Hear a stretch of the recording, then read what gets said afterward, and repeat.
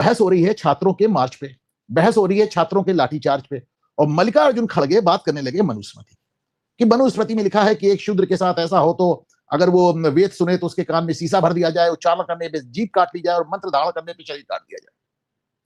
मल्लिकार्जुन खड़गे जब आए बाएं शाएं बक रहे थे तो बगल में बैठी सोनिया गांधी बड़ी प्रफुल्लित होकर शेम शेम कर रही थी। क्या कहूं सोनिया को, पहले वीडियो देख लें आप, फिर बताता हूं। शूद्र के वेद पाठ सुनने पर शीशे और जस्ते से उनके कान भर दिए जाए। वेद के अक्षर का उच्चारण करने से सर, वेद के अक्षर का उच्चारण करने पर उसकी जीभ काट ली जाए तथा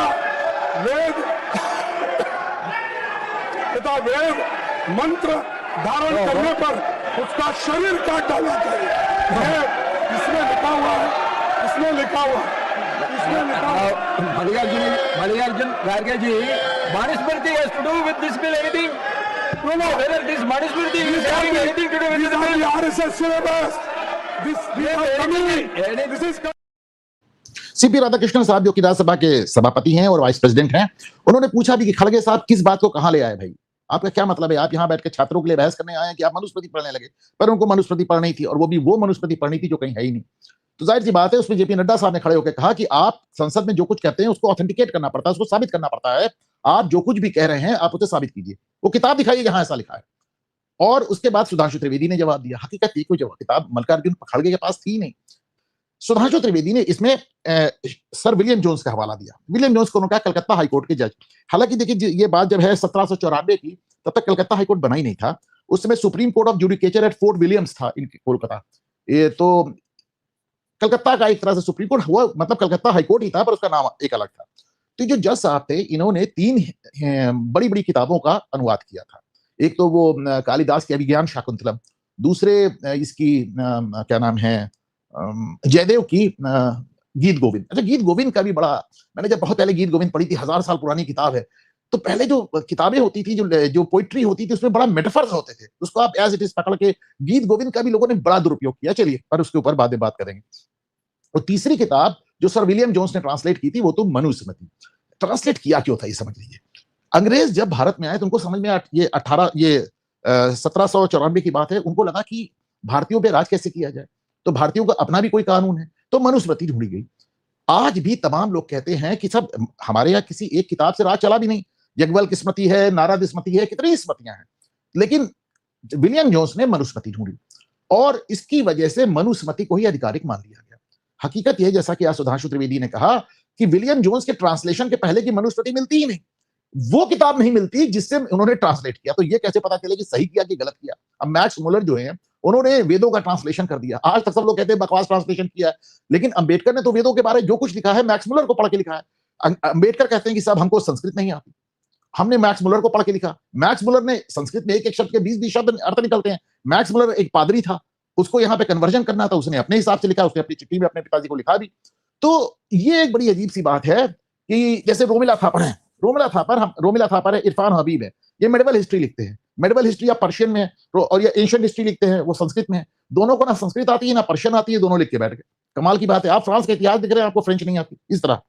तो साहब विलियम जोन्स ने ये जो ट्रांसलेशन किया उसमें बड़ी तारीफ की मनुस्मृति की। क्या साहब, क्या कमाल का एक कोड है, एक लीगल कोड है, एक कानूनी विधि है, और जो कि दुनिया का पहला लीगल कोड माना गया।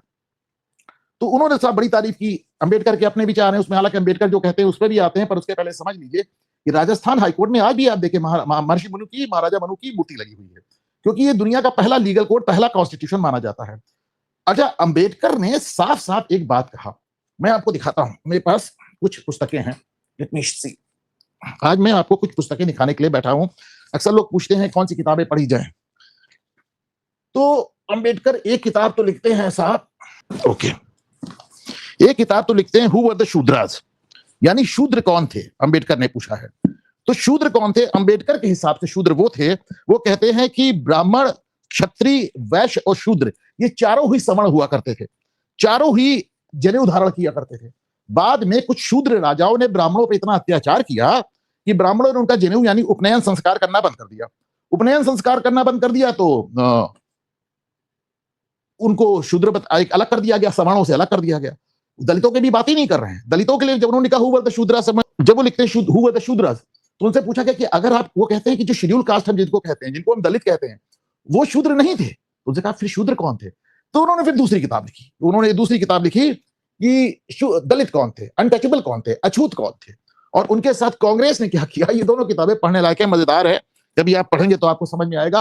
अंबेडकर ने इस्लाम पे और वामपंथियों पे भी बहुत अच्छा लिखा है, लेकिन ये सब चीजें ना आपको पढ़ाई जाती हैं ना समझाई जाती हैं। एक अंबेडकर साफ साफ लिखते हैं अपनी किताब में, वो शायद मैं पुस्तक वहां पढ़ रहा था, पीछे रह गई, उसमें साफ साफ लिखते हैं कि महाराजा मनु की स्मृति में अछूत नाम की चीज ही नहीं थी, अनटचेबिलिटी थी नहीं, छुआछूत था ही नहीं, था ही नहीं। और लेकिन खड़गे को कौन रोक सकता है? वो कह रहे मनुस्मृति में लिखा है। अब बताइए, मनुस्मृति में कहीं है ही नहीं। अच्छा, जिस श्लोक का वो जिक्र कर रहे हैं वो गौतम ऋषि का श्लोक है, पर उसकी कहानी अलग है। अच्छा, मैं आपको बताऊं, इस तुमसे पूछा गया कि सब दलित कौन थे, तो उन्होंने कहा ये चार तो सवर्ण थे। दलित को अवर्ण कहते हैं, यानी चतुर्वर्ण व्यवस्था के बाहर पांचवा वर्ण, पंचम वर्ण कहते हैं, अवर्ण कहते हैं। हाँ, अरे थैंक यू रविंदर।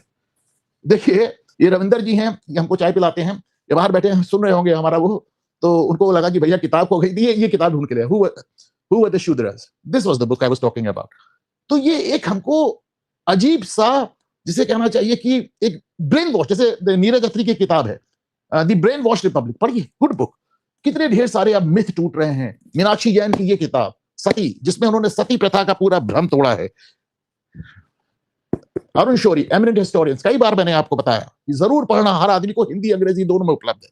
सवाल मेरा कुछ और है, जितना आपने शूद्रों का ये कहानी सुनी कि साहब नाक काट लिया, कान काट लिया, ब्रेस्ट काट लिया, फलाना ठिकाना, मेरा एक सिंपल सा सवाल है, भारत में अलग अलग समय पे कितने ढेर सारे ट्रैवलर्स आए, यात्री आए, तो फाहेन आ रहे हैं, तो हेनसांग आ रहे हैं, तो एक आ रहे हैं, तो मतलब ऐसा दुनिया। अब देखिए मेरे पास ये किताब है अलबरूनी की, कितनी पुरानी किताब, एंशिएंट इंडिया की किताब। अब लेकिन इनमें से किसी ने नहीं लिखा।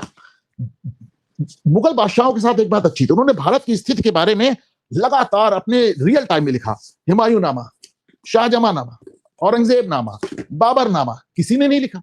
शूद्रों के ऊपर अत्याचार पे फाहेद ने लिखा, हिंसान ने लिखा, अलबरूनी ने लिखा, फरिश्ता ने नहीं लिखा, मुगल बादशाहों ने लिखा। दलितों के ऊपर के अत्याचार की जितनी कहानियां हैं वो सब आपको अंग्रेजों के आने के बाद दलित लिटरेचर मिलता है। अंग्रेजों ने इसको अपने हिसाब से बनाया, बड़ा जबरदस्त बनाया। मैं देखिए आपको दुनिया भर के राइटर्स मैं यहां पढ़ता रहता हूं, ये जैसे ये रिजवी साहब की किताब है the wonder that was India, एक मुस्लिम की लिखी हुई है, इसमें नहीं है भाई शूद्रों के प्रति ऐसा कुछ। अच्छा, ये भी है वंडर दैट वाज इंडिया, दूसरे राइटर की है, लेकिन आप इस सबको देखें किताबों को, और एक भी किताब में आपको शूद्रों के ऊपर या दलितों के ऊपर अत्याचार नहीं मिलेगा। तो सवाल यह है कि साहब मिडिल ईस्ट से आए, अरब से आए, चीन से आए, कहां कहां से हमारे यहाँ यात्री आए, एक भी आदमी को शूद्रों पे अत्याचार नहीं मिला। लेकिन आपको मिल गया, जैसे ही अंग्रेज आए शूद्रों पे अत्याचार की कहानी शुरू हो गई। ये वो किताबें हैं, इसीलिए मैं कहता हूं कि अरुण शौरी को जरूर पढ़िए। अरुण शौरी इस बात को उन्होंने इतने अच्छे से साबित किया इस बुक में कि दलित लिटरेचर पैदा कैसे हुआ, और आज इसी चीज को खड़गे दोहरा रहे थे राज्यसभा में, और उनको रोकने वाला कोई नहीं था। सोनिया गांधी उनको थपथपा के कहने की वाह बेटा लगे रहो। अच्छा, बहुत आप मनुस्मृति की बात करते हैं, बहुत मनुस्मृति की बात करते हैं। चलिए, एक तो अंबेडकर ने इसको सिरे से खारिज कर दिया। अंबेडकर ने एक बात बड़ी अच्छी कही, जैसे हमारे एक बड़ा भारी झूठ बोला जाता है कि हम आ रहे थे बाहर से आए, और जो द्रविड़ थे वो नीचे चले गए, देश को दो टुकड़े में काट दिया, आर्य और द्रविड़। अंबेडकर ने सबसे पहले इस बात को कहा कि कोई कहीं से नहीं आया, सब बकवास है। इनफैक्ट 1900 तक आउट ऑफ इंडिया थ्योरी पढ़ाई जा रही थी। मैक्स मुलर ने एक भाषण दिया ऑक्सफोर्ड में, और अंग्रेजों को समझ में आ गया, उन्होंने आर्यन थ्योरी लगा दी। अंबेडकर ने कहा कि उन्होंने कहा कि ब्राह्मण भी आ रहे थे और शूद्र भी आ रहे थे। ये अंबेडकर की किताब में, let me show you the book, जिसमें लिखा है। अब मुझसे एक्चुअली मैं थोड़ा जल्दी में था आज, तो मैं इसको मार्क नहीं कर पाया। हु वर द शूद्रास आप पढ़ेंगे, उसमें अंबेडकर लिखते हैं कि ब्राह्मण भी आ रहे थे, क्षत्रिय भी आ रहे थे, वैश्य भी आ रहे थे, और शूद्र भी आ रहे थे। ये अंबेडकर लिख रहे हैं। तो माय पॉइंट इज, हमको एकदम झूठी कहानी ऐसा पढ़ा गया आपने, एकदम बेवकूफ बना के कि साहब आर्य बाहर से आए थे। क्यों आर्यों को बाहर से क्यों बताया गया? क्योंकि जब आप कहेंगे कि आप ही बाहर से आए हैं, तो आप किस मुंह से रोकेंगे कि मुसलमान बाहर से आया? आप किस मुंह से रोकेंगे कि अंग्रेज बाहर से आया? इसलिए कह दिया यार तुम भी बाहरी, तुम भी बाहरी। वनवासियों को आदिवासी कह दिया कि आदिवासी पहले वही रहते थे, आर्य बाहर से आए थे, द्रविड़ कुमार के नीचे कर दिया, भारत में नॉर्थ साउथ डिवाइड पैदा कर दिया। ये सब अंग्रेजों की कहानियां हैं, जो ये सारे भ्रम आज की तारीख में टूट रहे हैं। और अंबेडकर ने इन भ्रम को बहुत तोड़ा है, और बहुत अच्छे से तोड़ा है। मैं बार बार कहता हूं, अंबेडकर की अपनी कमियां जो थी वो सब ठीक है। अंबेडकर का अपना जो प्रेजुडिस था, भाई अंबेडकर के अंदर जितना जहर आया था वो गांधी की वजह से आया था। गांधी ने उनके साथ जो जो किया वो और जहरीले हो गए।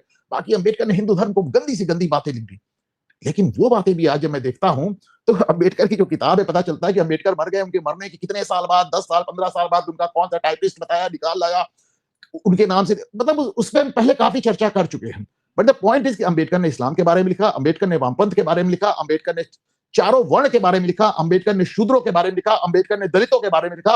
और आप पढ़ेंगे तो आपको समझ में आएगा कि आप साथ कितना बड़ा धोखा मल्लिकार्जुन खड़गे और कांग्रेस जैसे लोग कर रहे हैं। अब रही बात मनुस्मृति की, तो मनुस्मृति कहती क्या है? मैं दो एक कोट्स आपके दिखाई देता हूं आपको, जिसको सर विलियम जोन्स ने कहा कि दुनिया का पहला कानून है और अद्भुत कानून है। पढ़िए आप जरा। मनुस्मृति कहती है, अब ये मेरी संस्कृत तो अच्छी है नहीं भाई, लेकिन मैं आपको हिंदी में पढ़ के सुना रहा हूं। अध्याय 10 श्लोक 65।